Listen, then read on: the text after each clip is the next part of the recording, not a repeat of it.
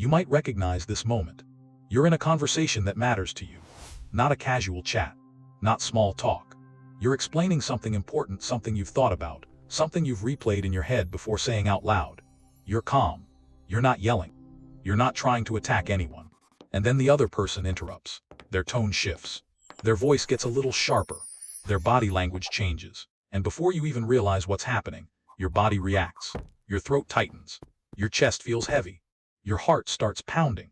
And then the tears come. You didn't plan to cry. You didn't want to cry. You might not even feel sad. But suddenly, you're fighting tears instead of finishing your sentence. And right after that comes the familiar wave: embarrassment, frustration, shame. Why am I like this? Why can't I just talk like a normal person? Why does this always happen when it matters most? If you've been there, take a breath. Not to stop the reaction, but to understand it. A lot of people believe that crying during an argument means weakness. That it's a sign you can't handle pressure. That it proves you're too emotional. But from a psychological, and especially trauma-informed perspective, this reaction is usually not a failure of control. It's a protective response. In moments of conflict, your body isn't evaluating logic. It isn't checking whether your argument makes sense. It isn't thinking about how to sound confident. It's doing something much more basic. It's asking, am I safe right now? And if the answer feels uncertain, even for reasons you can't consciously explain, your nervous system takes over. For many people, conflict isn't just conflict. It doesn't live only in the present moment. It carries echoes from the past. You might have grown up in an environment where speaking up led to being shut down.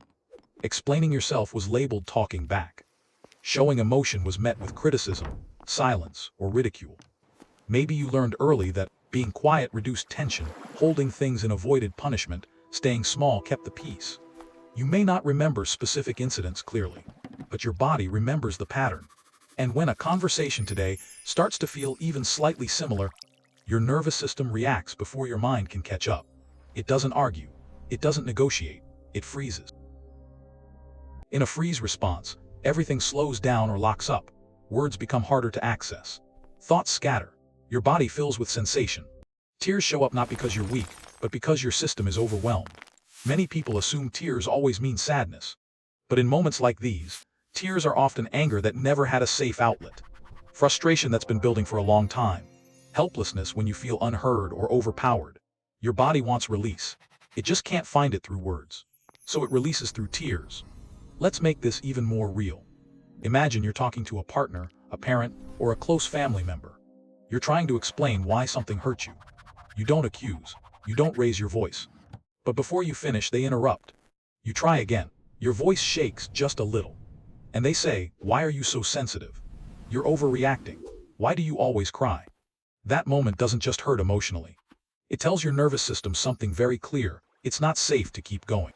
Not because the words were devastating, but because they echo a feeling your body has known for a long time. The feeling of being dismissed, minimized, silenced. So your system does what it learned to do years ago. It shuts down. In moments like these, the goal is not to force yourself to stop crying. And it's definitely not to win the argument. The priority is to help your body feel safe enough again. Sometimes that looks like pausing for a few seconds, slowing your breathing, placing a hand on your chest or stomach. And sometimes it sounds like one simple sentence: "I need a moment before continuing." That's not avoidance. That's self-protection. You're not backing down. You're regulating. There's something important that needs to be said here. If you frequently find yourself in conversations where you're talked down to, mocked, emotionally pressured, or subtly manipulated, then the issue isn't that you need better communication skills. The issue is how safe the interaction actually is. Not all tears are a problem to fix. Some tears are information.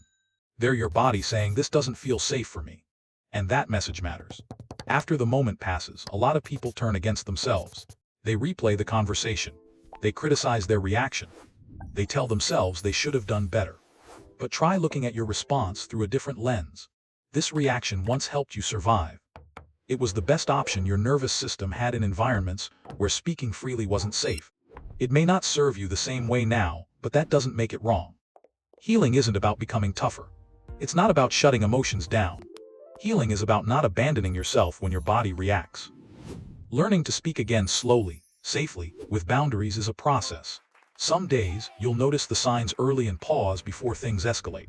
Other days, the tears will still come. That doesn't mean you failed. It means you're learning a skill you were never given the chance to learn when it mattered most. And skills take practice. If you're listening to this and seeing yourself in these moments, remember this: you are not broken.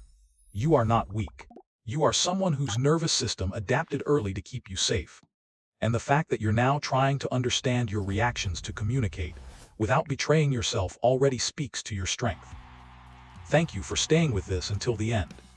And if this journey feels heavy at times, know that you don't have to walk it alone.